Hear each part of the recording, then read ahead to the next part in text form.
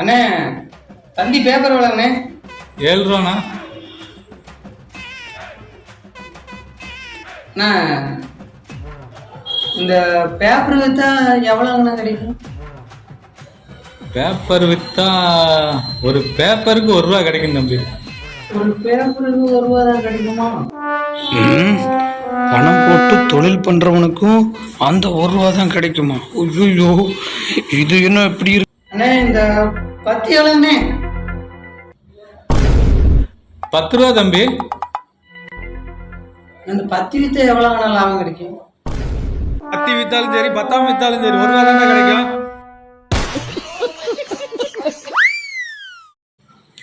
அதுக்கும் அந்த 1 ரூபா தானா? ஐயோ, அண்ணே அந்த சூடு விற்றா எவ்வளோ கிடைக்கும்?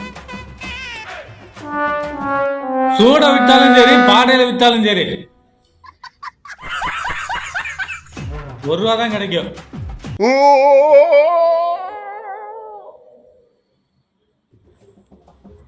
அண்ணே சாரி மன்னிச்சுக்குண்ணே, எங்கிட்டயும் கொஞ்சம் காசு இருந்துச்சு. அந்த காசு வச்சு நாமளும் உழைச்சி வாழலாம்னு ஆசைப்பட்டேன். அதுக்கு தானே உங்கள்கிட்ட ஒரு ஐடியா கேட்குற மாதிரி ஒவ்வொன்றிலையும் எவ்வளோ கிடைக்குன்னு கேட்டேனே, தப்பாக நினச்சிக்காதீங்க.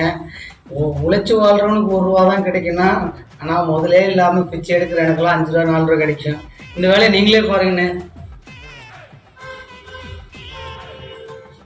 ஓஹோ, அப்ப உழைச்சி வாழ்றவங்க தான் பிச்சைக்காரனுங்க.